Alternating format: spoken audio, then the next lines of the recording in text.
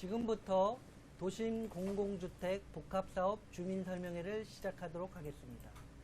안녕하십니까. 부천시청 재개발팀장 허준영입니다. 코로나 확산으로 4단계가 장기화됨에 따라 주민 여러분들을 모시고 하는 설명회 개최가 불가능하여 부득이하게 온라인으로 주민설명회를 개최하게 된 점에 대해서 시민분들의 양해를 부탁드립니다. 진행 순서에 대해서 간략하게 말씀드리겠습니다. 시장님 인사 말씀, PPT 발표, 질의응답 순으로 진행될 예정이며 근본 설명회 내용과 관련된 질문들을 우선 선별하여 답변 드릴 예정이오니 많은 양해를 부탁드립니다. 시장님 인사 말씀이 있겠습니다. 안녕하십니까. 부천시장 장덕천입니다. 도심 공공주택 복합사업 주민설명회를 찾아주신 여러분께 감사드립니다. 그간 주택공급 방안의 주류였던 조합방식 정비사업은 복잡한 절차, 조합원 간 이해관계 조정으로 사업이 장기화되는 경우가 많았습니다. 이에 대한 대안으로 정부는 지난 2월 공공주도 3080 플러스 대도시권 주택공급 확대 방안을 발표했습니다. 이번 대책은 획기적 규제 완화, 절차의 대폭 간소화, 이익의 공유를 기본 원칙으로 공공이 주도하여 주택을 신속히 공급하는 획기적인 방안입니다. 부천시는 경기도에서 유일하게 도심 공공주택 복합사업 후보지로 5개 구역이 선정되어 총 8,200여 가구의 주택이 공급될 예정입니다. 사업 추진에 있어 무엇보다 중요한 것은 주민 여러분의 관심과 의견 일치입니다. 사업의 정책 방향과 제도에 대한 주민 설명회가 마련된 만큼 잘 경청해 주시기 바랍니다. 설명을 들으시고 궁금하신 사항을 채팅창에 남겨주시면 LH에서 답변 드릴 예정이니 많은 참여 바랍니다. 감사합니다. 안녕하십니까. 한국토지주택공사 김혜영 차장입니다. 지난 2월 4일 정부는 3080 플러스 대도시권 주택공급 방안이라는 주택공급 정책을 발표하고 현재까지 부천시 5곳 후보지를 포함하여 6차례에 걸쳐 총 56곳의 도심 공공주택 복합사업 선도 후보지를 발표하였습니다. 오늘 설명회는 정책 주요 내용을 설명드리는 자리이며 추후에 구체적인 사업 계획을 마련한 후 주민분들께서 궁금해하시는 보상, 주택건설, 추가 분담금 부분들을 별도로 상세히 설명하는 자리를 가질 예정입니다.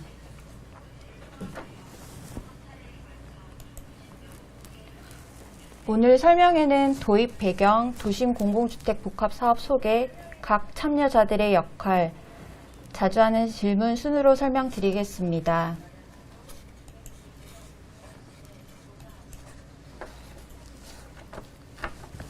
도입 배경입니다. 주택 수요 증가 및 도심 내 주택 공급 부족 우려에 따라 내 집 마련 불안 심리가 확산되고 그에 따라 주택 수급 불균형의 우려가 커지고 있습니다. 도심 내 주택 공급은 재개발, 재건축 같은 정비 사업을 통해 추진되고 있으나 사업 기간이 길고 여러 이해관계인들로 인해 원활히 추진되기 쉽지 않습니다. 이러한 문제점을 극복하고자 정부에서는 공공이 전문성을 바탕으로 빠르게 사업을 추진하고 시장 안정도 동시 추진 가능한 새로운 개발 수단을 도입하게 되었습니다. 정부에서 제작한 도심 복합 사업에 대한 영상 보시겠습니다.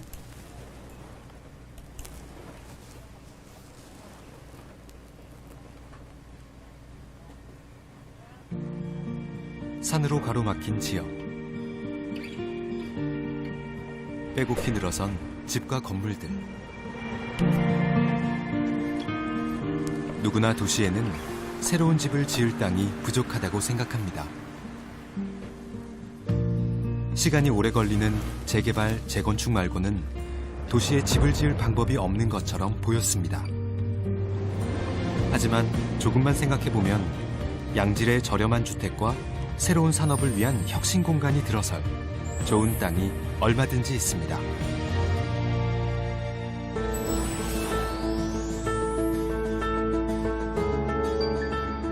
지하철역을 둘러싼 역세권, 청년과 신혼부부가 살기에 참 좋은 위치지만 역에서 가까울수록 오히려 낮고 낡은 건물들이 많습니다.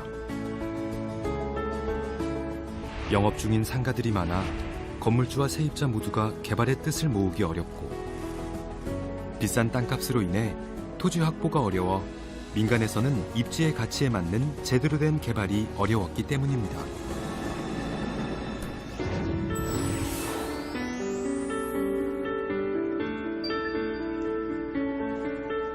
산업이 쇠락하면서 빈 공장과 낡은 상가가 밀집해 있는 이곳은 준공업 지역입니다. 도심에 걸맞지 않는 시설들이지만 마땅한 이주 대책과 공간을 찾지 못하고 방치되었습니다.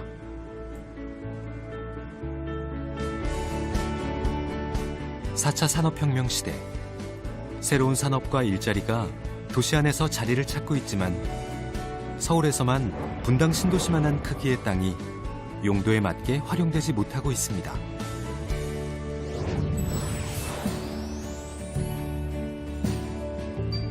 그리고 도시 한켠, 낡고 낮은 집들이 빽빽하게 들어선 저층 주거지가 있습니다.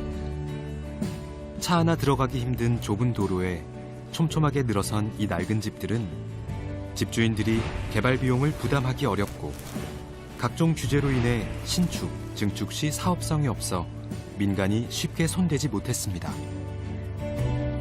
그 사이 사람이 떠나버린 빈집은 방치되어 도시의 흉물이 되고 말았습니다.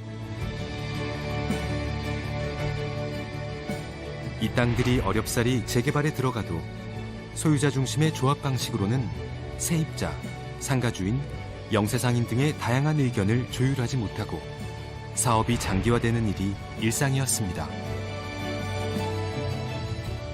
민간 주도의 개발이 다양한 이해관계, 각종 도시 건축 규제, 제한된 기반 시설로 인해 자초하는 동안 오도 가도 못하는 상태의 도시는 경쟁력을 잃고 자꾸만 오르는 집값은 사람들의 근심거리가 되었습니다. 그래서 정부는 공공이 직접 나서 주민과 함께 도시를 새롭게 하고 충분한 주택을 공급하는 사업 방식을 마련했습니다. 민간의 창의적인 아이디어를 기반으로 절차를 간소화하여 속도를 높이며 주민 한 명 한 명의 입장을 세심하게 고민하고 도시, 건축 규제를 합리적으로 개선합니다. 우리는 이렇게 도시의 경쟁력을 되살리고 좋은 품질의 저렴한 주택을 넉넉하게 공급하겠습니다. 민간이 단독으로 사업을 할 때는 애로사항도 많았는데 공공이 나서고 민간이 함께하면 사업이 훨씬 더 효율적으로 빨리 진행될 것으로 봅니다. 우리 구는 중공업 지역과 주거 지역이 혼재되어 있어 개발 방식에 대해 여러 가지 고민이 있었습니다. 국토부의 새로운 개발 모델이 도시의 기능을 되살리고 저렴하고 품질 좋은 주택을 대량으로 공급할 것으로 보여 기대가 매우 큽니다. 이제 도시가 새로워집니다. 정부와 지자체, 주민과 공기업이 함께 집 걱정 없는 세상, 쾌적한 도시가 매력적인 대한민국을 만들어 가겠습니다.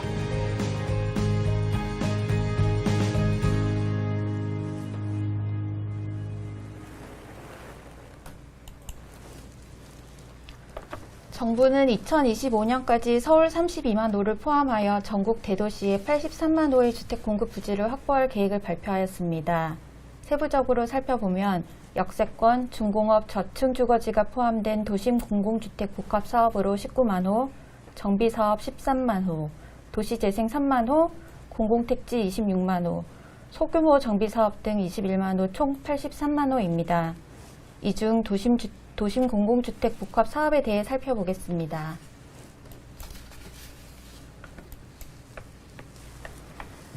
도심 공공주택 복합 사업은 기존 사업 유형으로 개발이 어려운 지역에 공공이 참여해서 소유자들에게 인센티브 제공하면서 주택을 공급하는 새로운 유형의 사업입니다. 입지 유형에 따라 역세권, 중공업, 저층 노후 세 가지로 나눌 수가 있습니다. 다음 장에서 하나씩 살펴보겠습니다. 역세권 사업은 우수한 교통 입지를 가지고 있으나 기존 사업 유형으로 개발이 어려워 노후화되고 있는 지역에 업무, 상업시설 등 다양한 기능을 결합하는 복합 고밀 개발을 통해 대중교통 연결성이 강화된 주택을 공급하는 것입니다. 중공업 사업은 현재 제조업, 유통업 위주로 활용하고 있는 저밀 개발된 중공업 지역을 맞춤형 산업공간 및 주거공간을 갖춘 4차 산업 육성의 전진기지로 조성합니다. 저층 노후 사업은 기반 시설이 부족한 노후 저층 주거지를 양질의 SOC를 갖춘 안전한 주거 공간으로 조성하는 사업입니다. 다음은 사업 추진 절차입니다.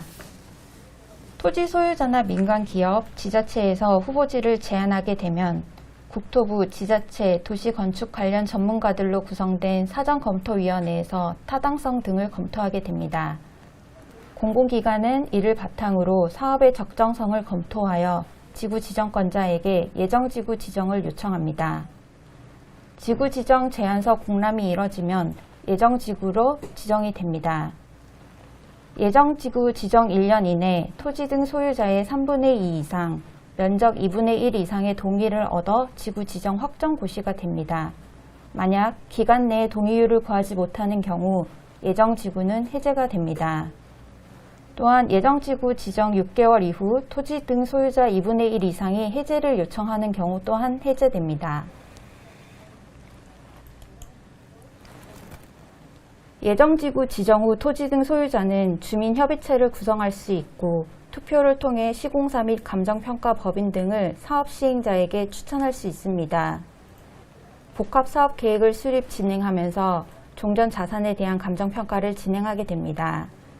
이후 통합심의를 통해 사업 계획을 확정하고 보상협의를 거쳐 착공과 분양을 실시합니다. 사업 제안에서부터 입주까지 5, 6년 이내로 완료할 계획입니다. 사업 특징을 살펴보겠습니다.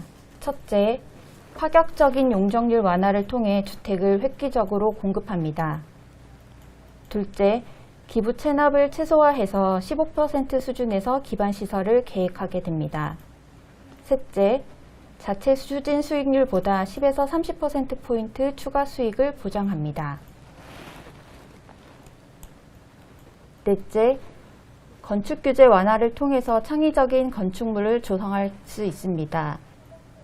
다섯째, 공공주도를 통해 토지 등 소유자의 부담을 대폭 경감합니다. 여섯째, 통합심의와 신속한 허가로 사업기간을 5, 6년 이내로 추진할 예정입니다. 일곱 번째, 시공사는 토지 등 소유자가 직접 선택합니다. 여덟 번째, 장래에 발생할 수 있는 미분양 등 다양한 리스크를 공공이 부담합니다. 아홉 번째, 조합과 시공사의 비리가 없는 투명한 사업이 가능합니다. 다음은 특수 상황에 있는 토지 소유자 지원 방안입니다. 부담 능력이 없는 실거주자는 추가 분담금 없이 신축 아파트에 입주하는 이익 공유형 주택을 공급합니다. 또한 전세금 반환 여력이 없는 집주인은 전세금 반환 대출이 가능한 전용 대출 보증 상품을 지원하거나 이주 시 전세 임대를 알선할 예정입니다. 또한 실경영 상가주나 공장주의 수요에 맞춰서 공급시설 비율을 결정할 예정입니다. 다음은 주택 임차인 지원 방안입니다. 사업 시행 지구 밖으로 이사하는 경우 주택 연면적 기준에 따른 이사비를 지원하며 일정 자격을 갖춘 임차인에게는 주거 이전비를 보상합니다. 건설 기간 중 LH 공공임대주택에 임시 거주하는 방안을 검토 중에 있으며 건설 후에는 해당 지구 일부 물량을 재정착 공공임대주택으로 활용할 계획입니다. 상가 임차인 지원 방안입니다. 일정 요건 충족 시 휴업 기간에 해당하는 영업이익을 보상하고 해당 사업의 공사 기간 중 계속해서 영업을 할 수 있도록 임시 영업시설을 조성하는 방안을 검토하고 있습니다. 해당 사업지구에 공급하는 상가 일부를 공공임대상가로 공급할 예정이며 우선 공급한 상가 잔여분을 계속 영업이 확인된 상가 세입자에게 분양할 예정입니다. 정부가 그간 발표한 후보지 리스트입니다. 6차례에 걸쳐 총 56곳을 발표하였으며 31곳이 후보지 발표 후 10%를 상회하는 주민 동의를 확보하였고 특히 본지구 지정 요건인 주민 3분의 2 동의를 초과하는 구역이 총 11곳이나 됩니다.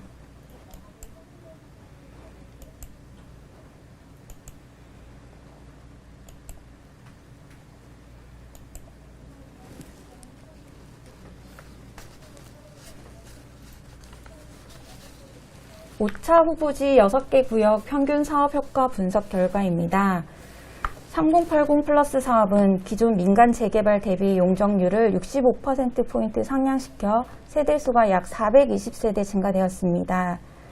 토지 등 소유자에게 공급하는 주택의 분양가를 민간 개발보다 더 낮춰 21%포인트의 추가 수익이 기대되는 것으로 분석되었습니다. 부천 지역 주요 사업지 개요입니다. 다음은 사업 주체별 역할을 살펴보겠습니다. 공공은 기존 정비 계획상 수익률보다 상향된 추가 수익을 보장해드리고 토지 소유자, 세입자 등 다양한 이해관계인들의 의견을 조율하며 모든 정보를 공개하도록 하겠습니다. 수익성을 추구하는 민간 건설보다는 공공성, 사업 안정화에 더 무게를 두고 사업을 추진하게 되며 기존 민간 사업 대비 5에서 7년 정도 사업 기간을 단축하여 주민들에게 혜택이 돌아가도록 하겠습니다. 기존 LH에서 수행한 정비사업의 우수 사례입니다. 2016년 입주한 안양 덕천 지구는 삼성물산이 시공하고 레미안 브랜드를 사용하고 있습니다. 현재 진행 중인 성남 순환 재개발은 대림, GS, 대우, 코오롱 등 시공 능력 상위 업체들이 참여해 해당 건설사 브랜드를 사용하고 있습니다. 또한 도심 공공주택 복합 사업은 민간 사업자도 참여할 수 있습니다.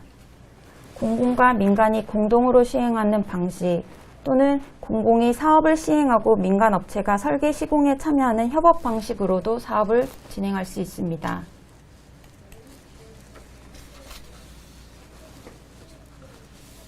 이 사업에서 주민분들의 역할이 가장 중요합니다. 주민분들의 적극적인 사업 참여 의지가 있고 동의율을 높여주셔야만 원활한 사업 추진이 가능합니다. 주민 동의 없이는 사업 추진이 불가능한 점 다시 한번 확인하실 수 있으시고요. 주민협의체를 통해서 감정평가업체, 시공사 선정 등 사업 관련 의견을 제시할 수 있습니다. 후보지 발표 이후에 예정지구 지정, 본지구 지정에 이르는 과정에 있어 투기 수요가 유입되지 않도록 철저히 관리하도록 하겠습니다.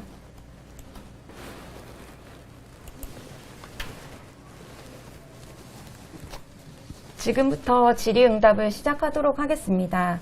먼저 이메일로 접수된 사항에 대해서 답변드리고 그 후에 채팅창으로 접수된 내용에 대해서 답변드리겠습니다. 단 근본 설명의 내용과 관련된 질문을 우선 선별하여 답변드릴 예정이오니 많은 양해 부탁드립니다. 첫 번째 질문입니다. 도심 공공주택 복합 사업의 사업 절차와 추진 일정은 어떻게 되는지 질문하셨습니다. 전반적인 사업 절차에 대해 개괄적으로 설명드리겠습니다. 선도 사업으로 후보지가 발표한 이후에는 대략 한 6개월에서 1년 이내에 지구 지정 제안이 이루어지고 지구 지정 이후에는 주민 공람 공고가 곧바로 진행됩니다. 주민 공람 공고 이후에는 토지 등 소유자 전원으로 이루어진 주민협의체가 구성된 것으로 봅니다. 주민 공람 공고 이후에 아까 설명 자료에서도 말씀드렸다시피 토지 등 소유자 수의 3분의 2 이상, 토지 면적의 2분의 1 이상의 동의를 받지 못하면 사업은 자동으로 취소됩니다. 지구 지정이 완료된 이후에는 사업계획 승인, 보상, 시공사 선정, 등 절차가 복합적으로 진행되는데 통상 그 지구 지정 후에 보상 이주가 완료되고 착공하기까지 약 1년 이상의 기간이 소요됩니다. 착공 이후에는 일반 공공분양주택에 대한 분양 절차가 진행되고 준공 입주까지 약 3년 정도 소요됩니다. 그래서 전체 사업 기간은 사업 규모에 따라 좀 다르지만 대략 지구 지정 후 약 5년 정도 소요된다고 보시면 됩니다. 두 번째 질문입니다. 송내역 남측의 경우 면적 대비 공급 규모가 다른 곳에 비해 큰데 그 이유는 무엇일까요? 송내역의 경우에는 그 인근 지역 교통의 요충지입니다. 그리고 대상지 북측에 그 일조 영향을 고려할 필요가 없는 이제 철도 선로가 위치하고 있기 때문에 다른 대상지에 비해 고밀 개발에 유리한 여건입니다. 그래서 아마도 그 선도 사업 발표할 때 세대수가 아마 많이 산정돼서 발표된 걸로 알고 있습니다. 세 번째 질문입니다. 기존 발표된 대상지에 추가 지역 편입이 가능한지 궁금합니다. 지구 지정 제한이 우선 되지 않은 경우에는 구역계 조정은 가능합니다. 그렇다고 구역계 변경을 그렇게 쉽게 결정할 수 있는 문제가 아니기 때문에 이 구역계 변경은 기존의 선도사업으로 발표된 대상지 내의 주민들, 그 다음에 해당 지자체의 의견을 이제 종합적으로 고려해서 신중하게 결정해야 될 사안입니다. 네 번째 질문입니다. 상가 소유자가 우선 공급 주택을 받을 수 있나요? 또한 대상지 내 다수 주택의 소유자인 경우 받을 수 있는 우선 공급 주택의 개수 제한이 있는가요? 상가 소유자들도 보유하고 있는 자산에 대한 그 보상금 총액 내에서 우선 공급 주택을 받을 수 있습니다. 다시 말씀드리면 상가를 우선 공급 받고도 보상금 총액이 추가로 주택을 받을 수 있는 만큼 여유가 있다면 가능합니다. 그리고 다수 주택 소유자인 경우에 우선 공급 받을 수 있는 주택의 개수가 이제 최대 2개까지인데 추가로 공급받는 주택은 그 전용 면적 5구 이하의 소형 주택만 가능합니다. 근데 이제 추가로 공급 받을 때도 그 가지고 계시는 그 보상금 총액 내에서 그 주택을 2개까지 받을 수 있으십니다. 다음 질문입니다. 이주비 지원 대책이 무엇인지 궁금하며 우선 공급 주택을 받을 경우 별도 추가 분담금을 납부해야 하는지 질문하셨습니다. 대상지 내에 거주하는 경우에는 주거 이전비가 지급됩니다. 우선 공급 주택을 받는 토지 등 소유자의 경우 그 공사 기간 동안 또 나가서 거주할 주택이 필요한데 그럴 때는 이제 전세자금 대출을 금융기관을 통해 지원하는 방안을 검토 중입니다. 그리고 추가 부담금은 우선 공급 주택을 받는 경우에는 이제 추가 부담금이 발생할 수가 있는데요. 현물 선납액이 우선 공급 주택 가격보다 작은 경우에는 차액을 추가로 부담하셔야 합니다. 소형 상가 및 상가 지분 소유자가 받을 수 있는 우선 공급은 무엇인지 여쭤보셨습니다. 상가 등 비주택 소유자에게는 그 상가 우선 공급권이 주어지게 됩니다. 경우에 따라서 이제 비주택 소유자도 우선 공급 주택을 받을 수가 있는데요. 이 경우에는 그 보상금 총액이 우선 공급 주택 가격보다 많은 경우에만 가능하십니다. 사업장 내 자영업자에 대한 대책은 무엇일까요? 설명 자료에도 말씀드렸다시피 그 사업 시행으로 인한 휴업 기간 통상 4개월 정도에 해당하는 영업 손실을 보상합니다. 다음 세입자들에 대한 보상 대책은 무엇이 있을까요? 이것도 아까 설명 자료에 우선 말씀드렸는데요. 세입자에게는 주거 이전비, 가구 원수에 따라 그 주거 이전비가 도시근로자 월평균 가계 지출비의 약 한 4개월 정도에 해당하는 이전비가 보상이 되고요. 또 경우에 따라서는 그 대상지 안에 건설되는 공공임대주택에 입주도 가능하십니다. 주민협의체는 언제 어떻게 구성이 되며 주민협의체가 해야 되는 역할은 무엇인가요? 지구지정 제한 이후 주민 공람이 공고되면 토지 등 소유자 전원으로 이루어진 주민협의체가 구성됩니다. 주민협의체를 대표하는 이제 대표회의가 필요한데요. 대표회의는 토지 등 소유자 과반수 동의를 얻어 선출된 대표자 5명에서 25명으로 구성되며 지자체의 승인을 득하여야 합니다. 주민협의체는 시공사 및 감정평가법인 추천을 하게 되고요. 이후에 이제 사업계획이나 시공사 입찰 기준, 추가 부담금 납부 방안 등 사업과 관련된 중요한 결정 사항에 대해 사업 시행자에게 의견을 제시할 수 있습니다. 다음 질문입니다. 토지 등 소유자 3분의 2 이상 동의, 토지 면적 2분의 1 이상 동의 중에서 토지 면적은 무엇을 의미하나요? 만약 토지의 2분의 1 요건이 만족하지 않으면 사업이 진행되지 않는 것인가요? 토지 면적은 사업지구에 편입된 토지의 공부상 면적을 합하여 산정됩니다. 토지 면적의 2분의 1 이상에 해당하는 토지 등 소유자의 동의를 얻지 못하면 지구 지정이 불가합니다. 2021년 12월까지 동의서를 제출할 경우 인센티브를 제공한다고 들었는데 시행령에는 언급이 없습니다. 인센티브의 근거는 무엇이며 있다면 어떠한 인센티브가 주어지는지 궁금합니다. 또한 발표가 늦은 5차 후보지도 2021년 12월까지 동의서를 제출해야 혜택을 받을 수 있는지 궁금합니다. 도심 공공주택 복합사업은 국토계획법상 상한 용적률을 적용받을 수 있도록 각 지자체 조례에서 정하고 있는 제한을 완화할 수 있습니다. 이 내용은 공공주택특별법 시행령 등 하위법령 개정안에 반영될 예정입니다. 이러한 인센티브는 올해 말까지 지구 지정이 되지 않더라도 개정된 법령에 따라 적용이 가능합니다. 2021년 6월 30일 이후 등기 이전한 토지 등 소유자도 우선 공급주택을 받을 수 있는지 질문하셨습니다. 6월 29일이 공공주택특별법 개정안 국회 의결일인데요. 그 날짜를 기준으로 6월 29일까지 등기 이전이 된 경우에만 우선 공급주택을 받을 수 있습니다. 그래서 6월 30일 이후에 등기 이전한 토지 등 소유자는 우선 공급주택을 받을 수 없습니다. 다음 질문입니다. 우선 공급주택을 받은 경우 입주하기 전 증여가 가능한지 궁금합니다. 또한 우선 공급주택에 대한 전매 가능 여부와 의무 거주 기간에 대해서도 알려주세요. 우선 공급주택을 받은 경우 증여 전매는 등기 이후에 가능합니다. 그래서 우선 공급주택을 받고 나서 이제 입주하고 등기할 때까지 그 소유권을 이전하는 행위는 할 수 없고요.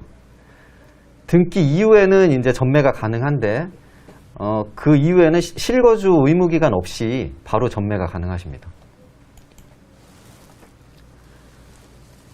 감정평가 기준은 공시가격인지 실거래 가격인지 궁금합니다. 감정평가는 어느 하나의 가격 기준으로 정해서 이렇게 평가하는 것은 아니고요. 도심 공공주택 복합 사업의 경우 감정평가는 주민, 지자체, 사업 시행자가 각각 추천한 감정평가사 3인이 공시가격, 실거래가격, 토지이용 현황, 도로 요건 등 여러 가지 현황들을 종합적으로 검토해서 평가하게 됩니다. 제5차 발표 선도사업 후보지 6개 구역 평균 사업 효과 시세 대비 우선 공급액이 61%라고 말씀해 주셨는데 거기에 대한 내용을 설명해 주십시오. 용적률과 이제 기부 체납 비율에 대한 어떤 그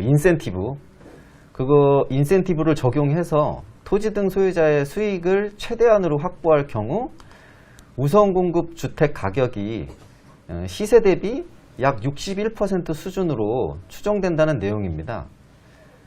여기서 이제 시세는 토지 등 소유자가 받은 우선 공급 주택을 이제 전매할 경우를 가정하여 추정된 신축 아파트 실거래 가격이라고 이해하시면 되고요. 그런데 이제 다만 이 수치는 부동산 시장에 큰 변화가 없고 사업이 일정에 맞춰 차질 없이 추진되었을 경우 산정된 어떤 이론적인 수치입니다. 그래서 이런 수치를 보시기보다는 우선은 시세보다 상당히 저렴하게 주택을 분양받을 수 있다는 의미로 이해하시는 게 좋습니다. 다음 질문입니다. 아파트 브랜드를 지역 주민이 선정할 수 있다고 하였는데 시공사 선정에 대한 절차를 알려주세요.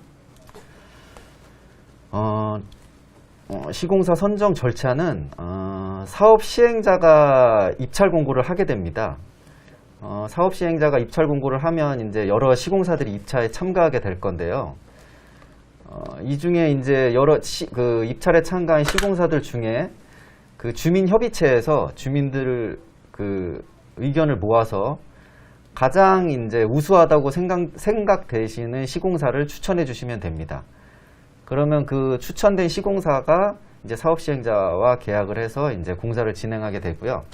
그 입찰을 할 때도 이제 시공사들이 참가하는 조건을 정해야 되는데 그런 어떤 입찰 기준을 정할 때도 주민협의체에서 의견 제시가 가능합니다. 다음 질문입니다. 주민동의서 진구는 누가 하는지, 혹시 온라인으로 주민동의서를 진구할 계획은 없으신지 질문하셨습니다. 주민동의서 진구는 원칙은 지정 제한 이후에 사업 시행자가 진구하는 것이 원칙입니다. 근데 다만 이제 주민분들께서 그 사업 추진 의지가 굉장히 높은 경우가 있는데요. 이럴 때는 지구 지정 제한 이전이라도 자발적으로 주민 동의서 진구가 가능합니다. 그리고 이때 진구된 동의서는 추후 지구 지정 제한 이후에 그 3분의 2 동의를 받을 때 그 동의서를 활용 가능합니다. 온라인 동의서 진구는 아직 검토하고 있지 않습니다. 주택과 상가를 모두 소유하는 경우 우선 공급에 대한 기준이 궁금합니다. 주택과 상가를 모두 보유하고 있는 경우도 우선 주택을 소유하고 있기 때문에 우선 공급 주택을 받을 수 있습니다. 그리고 이때는 이제 뭐 주택과 상가 모두 보유했다 이게 중요한 건 아니고 어쨌든 보상금 총액이 이제 중요하게 되는데요. 주택과 상가를 그러니까 주택을 보유하고 있기 때문에 우선 공급 주택 플러스 1도 가능한데 이 경우에는 그 받게 되는 보상금 총액이 우선 공급 주택 가격 2개보다 많은 경우에 가능합니다. 그러니까는 우선 공급 주택을 하나를 받으셨고 추가로 하나를 받아야 되는데 그 보상금 총액이 그 금액에 미치지 못하면 플러스 1 주택은 받으실 수 없습니다. 다음 질문입니다. 다주택자인 경우 이주비나 중도금 대출 등 제약이 있는지 문의하셨습니다. 다주택자인 경우도 마찬가지로 대상지 내에 거주하는 경우에는 주거이전비나 어떤 전세자금 대출 같은 지원이 가능한데요. 근데 이제 중도금 대출은 이제 별도의 지원이나 이런 건 없고 아마 이거는 그 가구별로 이제 상황이 다르기 때문에 일반적으로 이제 정해져 있는 지역별 대출 규제와 동일하다고 생각하시면 됩니다. 현금 청산 보상금 지급 시기는 언제인지 궁금해하셨습니다. 현금 청산 보상금 지급 시기는 사업계획 승인 이후에 보상 계약이 완료되어야 지급이 가능합니다.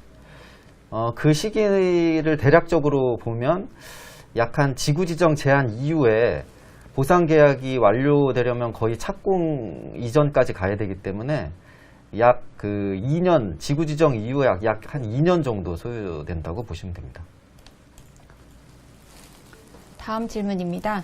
사전 검토 기구에서 예비 지구를 지정한다고 LH 통합콜센터에서 답변을 받았고 주민 동의율 10% 동의 요건은 삭제되었다고 하는데 어떤 심사 기준으로 예비 지구를 지정하며 그 시기는 언제인지 궁금해하셨습니다.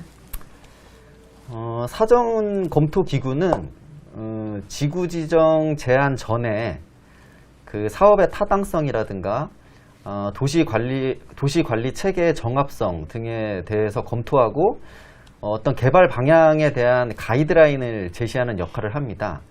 그래서 사전검토기구가 이제 예비지구를 지정하는 것은 아니고요. 지구 지정에 대한 권한은 국토부 또는 그 광역지자체가 가지고 있습니다. 지구 지정 제한에 대한 시기는 후보지 규모나 뭐 여건에 따라 좀 다른데 선도사업 후보지로 발표된 이후에 대략 한 6개월에서 1년 이내에 지구 지정 제한이 이루어집니다.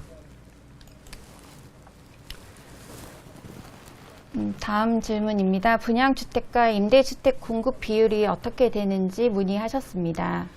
분양주택과 임대주택 공급 비율은 전체 건설 호수 중에 70% 이상을 분양주택으로 공급하도록 되어 있습니다. 그리고 공공임대주택과 이제 공공자가주택도 공급을 해야 되는데요. 공공임대주택은 10에서 20%, 공공자가주택도 10에서 20% 범위 내에서 공급하도록 되어 있습니다. 다음 도심 공공주택 복합 사업을 추진하기 위해서는 기존에 추진하던 정비사업 조합의 해산이 선행되어야 한다고 알고 있습니다. 그런데 도심 복합 사업 추진이 확정되지 않았는데 섣불리 조합을 해산한다는 것은 무리라고 판단됩니다.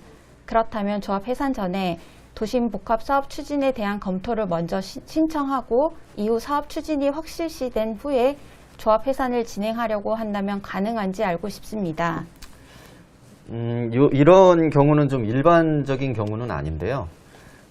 우선은 도심 공공주택 복합 사업이 이 정책 취지가 이제 아까 설명 자료에도 나왔다시피 그 기존의 개발 방식으로는 개발이 좀 어려운 지역 이런 곳들을 이제 개발하는 걸로 잡혀 있는데 그래서 이제 기존에 저희가 선도사업 후보지를 발표할 때 정비구역으로 지정된 곳은 우선은 제외를 하고 있습니다. 그런데 이제 여기 같은 경우는 이제 정비사업 조합이 있는 상태에서 이제 가능한지 질문을 하셨는데요. 우선은 도심 공공주택 복합사업 추진이 확정이 되지 않았는데 먼저 조합을 해산하는 것이 어렵다. 뭐 이 말씀에는 동의를 하고요. 그래서 이제 이러한 경우에 먼저 그 대상지 사업 추진 가능성에 대해 먼저 검토를 좀 해야 될 것 같고요. 그 이후에 주민과 지자체, 국토부 사전 협의를 통해서 조합 해산을 전제로 선도 사업을 추진하기로 한다면 가능도 할 것으로 판단이 됩니다. 그런데 그 행정 절차 상으로는 지구 지정 제한은 조합이 먼저 해산돼야 이제 가능하기 때문에 어떤 그 도심 공공주택 사업으로 이제 추진한다는 어떤 의사 결정을 이제 정리를 해 놓고 행정 절차를 이제 지구 지정 제한하기 직전까지 조합 해산을 완료한다면 우선은 뭐 가능할 것으로 생각이 됩니다. 도심공공주택 복합사업 후보지로 발표된 지역 내에서 도심공공주택 복합사업 지정 제한 이전에 다른 사업의 인허가가 가능한가요? 만약 다른 사업이 인허가를 득할 경우 도심공공주택 복합사업 대상지에서 제척되는 것인지 궁금합니다. 우선 발표된 선도사업 후보지 내에서 그 행위 제한은 지구 지정 제한 이후에 발생하게 됩니다. 그래서 그 현재 이제 선도사업 발표가 됐는데 그 안에서 어떤 다른 사업에 대한 인허가를 이렇게 법적으로 이렇게 제한할 수는 없습니다. 다만 이제 다른 사업을 이제 추진하려고 하는 어떤 그 뭐 시행자가 있을 때 그 대상지가 이제 도심 공공주택 사업으로 이제 후보지가 지구 지정 제한으로 들어가게 되면 그래서 나중에 이제 지구 지정에서 실제로 사업이 추진되면 그 6월 30일 이후에 이제 등기 이전이 돼 있기 때문에 현금 청산 될 수 있다라는 거를 감안을 하고 해야 됩니다. 예. 토지 등 소유자가 자발적으로 주민 동의서 제출을 독려 수집하여 제출할 수 있는지 궁금합니다. 이 질문은 아까 17번 질문과 유사한데요. 동의서 진구는 아까 말씀드렸다시피 그 지구지정 제한 이후에 사업 시행자가 수집하는 것이 원칙입니다. 근데 이제 주민분들이 이제 사업 추진 의지가 높으면 자발적으로 진구는 가능하고요. 나중에 이제 3분의 2 동의 지구 지정 제한 이후에 3분의 2 동의 받을 때 사업 시행자가 그것을 활용할 수 있습니다. 향후 도심 공공주택 복합 사업을 후보지를 추가로 선정할 계획이 있으신가요? 예, 추가로 선정할 예정입니다. 현재도 이제 그 서울을 제외한 수도권, 지방 광역시를 대상으로 민간 통합 공모가 진행 중입니다. 그리고 기존에 이제 그 지자체 제한 방식으로 했던 그 선도 사업 발표도 앞으로 있을 예정입니다. 지금 현재 서울을 제외한 수도권과 지방광역시를 대상으로 민간 통합 공모가 진행되고 있다고 하셨는데 관련 절차와 통합 공모 신청 방법을 알려주세요. 통합 공모 신청은 우선 그 일단의 어떤 사업을 하려는 구역이 정해져 있어야 되고요.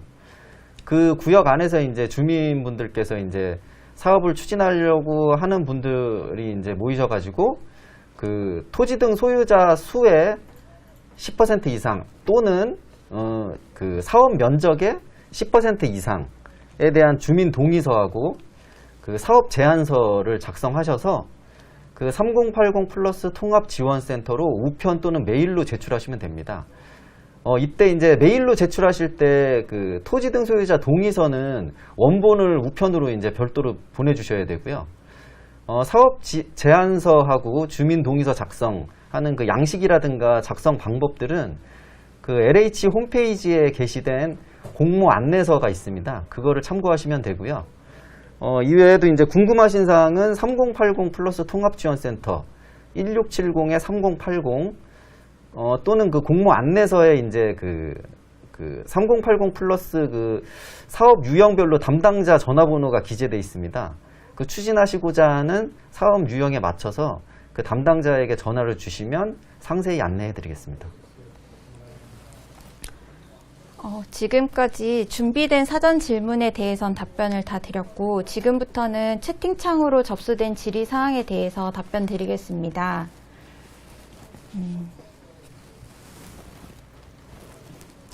우선은 그 첫 번째 질문부터 우선 보겠습니다. 1차 설명회 지금 하는 것이 이제 1차 설명회인데요. 2차 설명회 시기는 언제가 되느냐. 2차 설명회는 우선은 오늘 설명회는 이제 정책 설명회이기 때문에 어떤 개별 지구에 대한 사업 계획에 대한 설명이 없습니다. 그래서 2차 설명회는 이제 개별 지구별로 진행을 하게 될 건데요. 2차 설명회 때 그 각 그 대상지별 사업 시행자가 그 사업 설명회를 하게 됩니다. 그때는 사업 계획이라든가 이런 것들을 지금보다는 좀 더 구체적으로 이제 설명을 드릴 건데요. 그러려면 사업 계획이 수립돼야 되기 때문에 대략 한 6개월 정도 지나야 될 것 같습니다. 그래서 아마 2차 설명회는 대략 뭐 올해 말 내년 초 정도에 아마 진행될 것 같습니다. 예. 그 다음 두 번째 질문은 주민 공람 공고는 언제 누가 하는지라고 질문을 하셨는데요. 이거는 이제 그 사업 시행자가 지구 지정 제안서를 제출하면 그 이후에 이제 곧바로 이제 주민 공람 공고가 진행되는데 주민 공람 공고는 일반적으로 이제 자치구에서 하게 됩니다. 부천 같은 경우는 부천시에서 그 지구 지정 제안이 됐다라고 하면 그 이후에 그거에 따라서 이제 부천시에서 주민 공람 공고를 하게 됩니다. 그리고 세 번째 질문은 경매로 인한 소유권 이전 등기 기한이 의결일 이후인 경우 분양권이 어떻게 되는지. 요거는 좀 상당히 이제 디테일한 질문인데 우선은 현재 기준을 말씀드리면 증여나 뭐 이런 소유권, 증여나 뭐 이런 것들로 인한 소유권 이전은 6월 30일 이후에는 그 현금 청산 대상입니다. 그러니까는 그 어쩔 수 없는 상황이라고 이제 그 기준에 정기되어 있는 거는 뭐 이혼이라든가 상속 이런 경우에는 이제 예외로 되어 있는데 그 경우가 아니면은 그 우선 공급 주택을 받는 거는 좀 어렵지 않나 생각이 됩니다. 그 다음에 4번 질문은 현물 선납 전에 감정평가액을 안 알려주는지 이렇게 질문을 하셨는데 우선은 현물 선납이라고 하는 거는 지구 지정이 된 이후에까지 이제 3분의 2 동의 이후에 지구 지정이 지나서 현물 선납을 하게 되는데, 그것보다 훨씬 전에 우선은 감정평가액이라는 거는 나중에 우선 공급 받으실 주택의 가격, 그 다음에 감정평가액, 그리고 그거의 차액에 대한 추가 부담금까지 해서 이러한 부분들은 그 지구지정 제한 이후에 저희가 3분의 2 그 동의를 받을 때, 지구지정 요건을 채우기 위한 동의를 받을 때 개별적으로 이제 요것들을 알려드리고 동의서를 진구할 계획입니다. 그러니까는 현물 선납 전에 감정평가액은 당연히 알려드립니다. 예. 다음 5번째 질문은 이제 모든 공사 과정, 금액, 뭐 이익 공개가 가능한지. 우선은 저희 사업은 이제 그 공공에서 시행하는 사업이기 때문에 사업으로 인해서 발생되는 개발 이익은 공공 시행자가 가지고 가는 부분은 없습니다. 모든 개발 이익은 그 주민분들의 이제 우선 공급 주택의 분양가 인하하고, 그 다음에 이제 주변 기반 시설에 대한 공공 기여금으로 다 활용이 되게 되고요. 그렇기 때문에 이제 모든 공사 과정이라든가 어떤 뭐 그 공사 금액 뭐 이런 것들은 다 투명하게 주민분들께 공개하면서 진행할 예정입니다.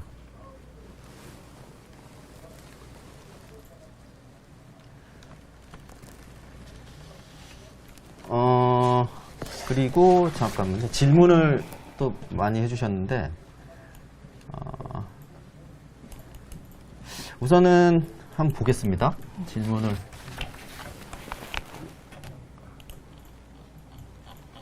질문을 엄청 많이 주셨네요.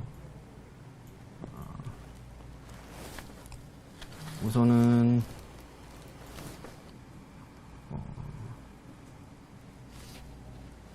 분담금 투표. 상가 얘기를 하셨는데, 우선은 상가 건물을 여러 명이 지분으로 가지고 있는데 이런 경우는 어떻게 이제 현물 보상이 되느냐? 우선은 이제 지분 소유 같은 경우는 대표자 1인으로 그 보상이 됩니다. 근데 이제 그 지분 금액이 어떤 그 일정 가격 이상인 경우에는 이제 지분 소유권자들도 이제 우선 공급권이 주어지게 되는데, 현재는 이제 그 지분에 대해서 얼마 이상 소유해야 되는지 어떤 기준은 아직 정해져 있지는 않고요. 이거는 추후에 이제 하위법령하고 이제 조례로 정할 사항이라 우선 아직까지는 이제 기준은 아직 정해져 있지는 않습니다. 근데 최소 금액 이상은 지분을 가지고 계셔야 된다. 예. 그렇지 않으면은 대표자 1인만 받을 수 있다. 이렇게 이해하고 계시면 됩니다.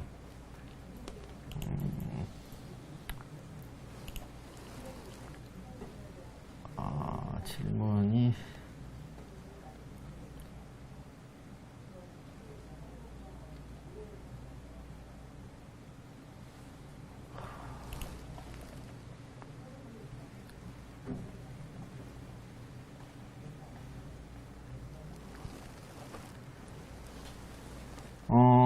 여기 이제 뭐 소사 본동 277-30번지 1원 가로주택 정비 사업, 요거는 아까 말씀드렸던 부분하고 같은데, 저희가 이제 우선은 선도 사업은 다 그 기존의 이제 정비 사업이나 이런 것들은 우선은 발표를 안 하고 있어요. 안 하고 있기 때문에 우선은 도심공공주택 복합 사업으로 진행하려면 조합 해산과 이제 정비구역 해제가 돼야 됩니다. 너무 질문이 많이 올라와서. 우선은 잠깐만요. 이익공유형 주택이 무엇인가요? 이렇게 말씀을 해주셨는데, 그 이익공유형 주택은 이제 우선 공급 주택을 받으실 때 그 추가 부담금 납부 이제 여력이 없으신 분, 그러니까는 뭐 가지고 계신 그 보상금 총액이 뭐 예를 들면은 뭐 한 2억 정도인데 우선 공급 받으시는 주택이 만약에 6억이다. 그러면 이제 4억을 더 부담을 하셔야 되는데, 이제 뭐 고령자이시거나 이러면 수입이 없잖아요. 그러면 추가로 이제 4억을 부담할 능력이 없으면 그 우선 공급 주택, 그 우선 공급되는 주택 가격의 약 한 50% 정도만 부담을 하시는 겁니다. 그러면은 이제 3억만 가지고 이제 우선 공급 주택에 입주를 하시는 거고, 대신 이제 5년 동안은 거주를 하셔야 되고요.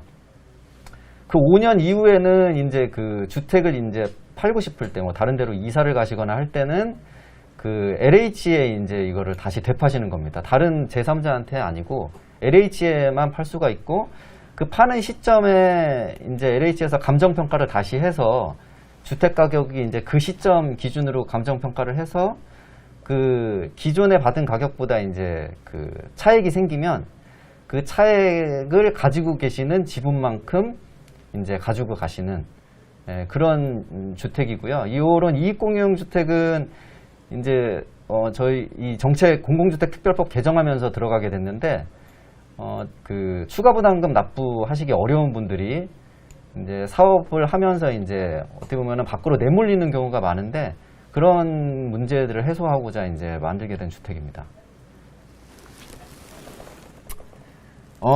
뭐 지어지는 평형대 말씀하셨는데요.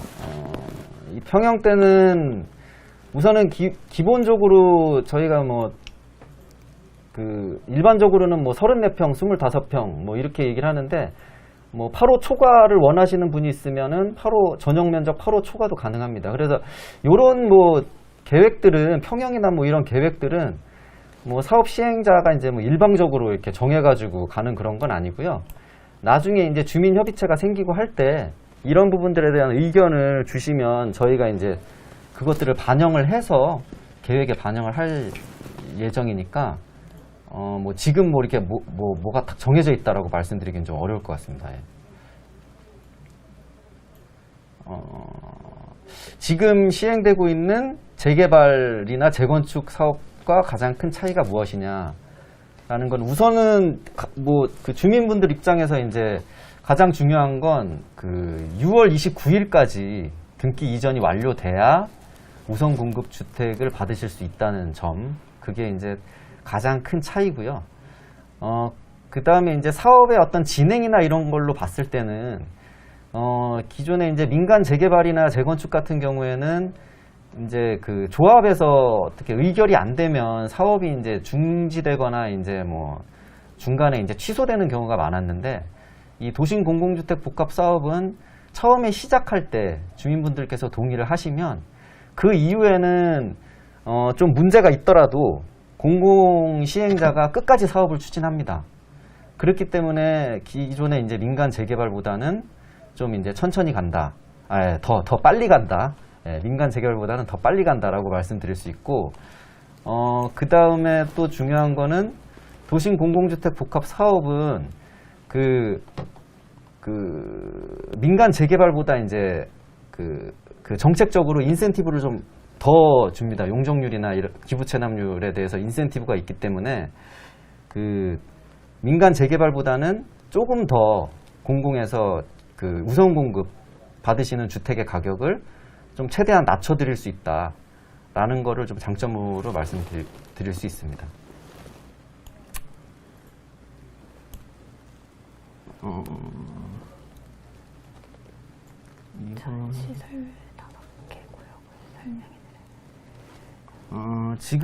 지금 이제 이 정책 설명은 부천시에 이제 위치하고 있는 선도사업 후보지, 지금 그 송내역, 그 다음에 중동역, 그 다음에 저기 소사역, 그 다음에 원미, 요 선도사업 후보지를 대상으로 지금 말씀드리는 거고요. 그 4개, 이거는 이제 정책 설명회이기 때문에 한꺼번에 설명을 드리는 거고, 나중에 이제 개별 지구별로 해서 2차 설명회를 각각 지구별로 이제 설명회를 할 예정입니다. 또 다음 질문을 보면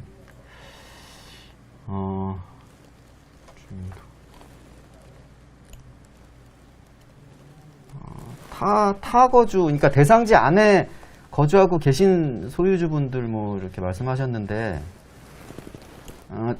타 지역에 소유하셔도 거주하셔도 그 대상지 안에 그 토지나 주택을 소유하고 계시면 우선 공급 주택을 받으실 수 있습니다. 우선 공급권을 받을 수 있습니다. 예.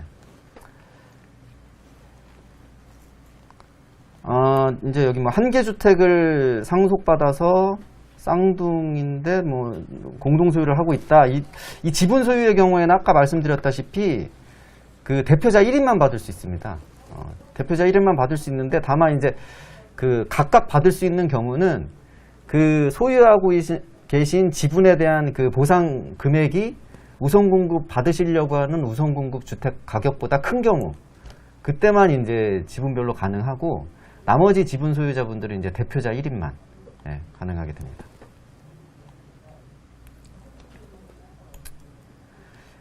주민 동의는 뭐 아까 말씀드렸다시피 주민 동의는 언제부터 누가 받나요? 라고 말씀해 주셨는데 주민 동의는 원칙은 그 지구 지정 제한 이후에 주민 공람 공고가 되면 사업 시행자가 하는 거고요. 주민분들이 이제 미리 이걸 좀 더 사업을 좀 빨리 추진하기 위해서 미리 받으시고 싶다.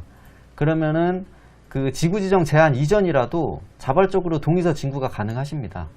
그럼 나중에 이제 사업 시행자가 지구 지정 제한을 했을 때 그 미리 받아놓으신 주민 동의서를 사업 시행자에게 제출을 하시면 사업 시행자가 3분의 2 동의 요건을 지구 지정을 위해서 3분의 2 동의서를 받으려고 할 때 그 동의서를 활용해서 이제 그 사업 절차를 진행할 수 있습니다.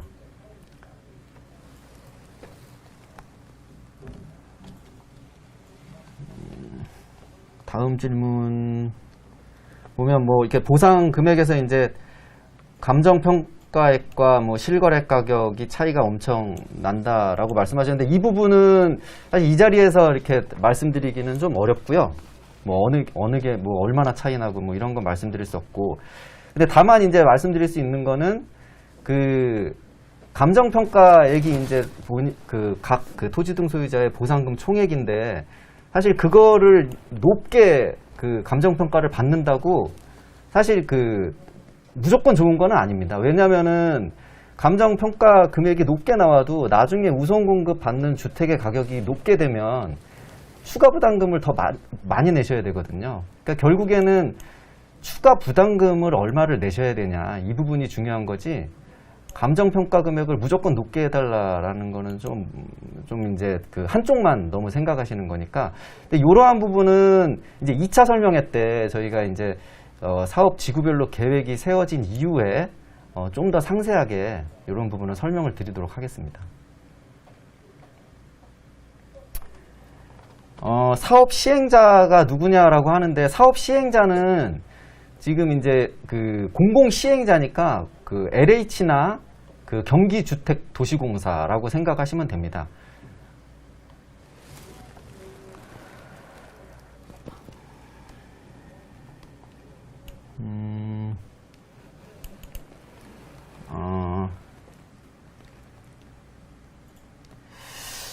주민동의서를 이제 뭐 주민이 직접 걷는 게 어렵다. 뭐 사실 그 부분도 이제 이해를 하고 있는데 이게 어쨌든 이제 주민동의서는 지구지정 제한 이후에 이제 걷게 되는데 그 전에 이제 가능하다면은 이제 주민분들이 거둘 수 있다라고 말씀을 드린 거고요. 예. 이거를 꼭 그렇게 해야 된다라고 말씀드린 건 아닙니다. 예.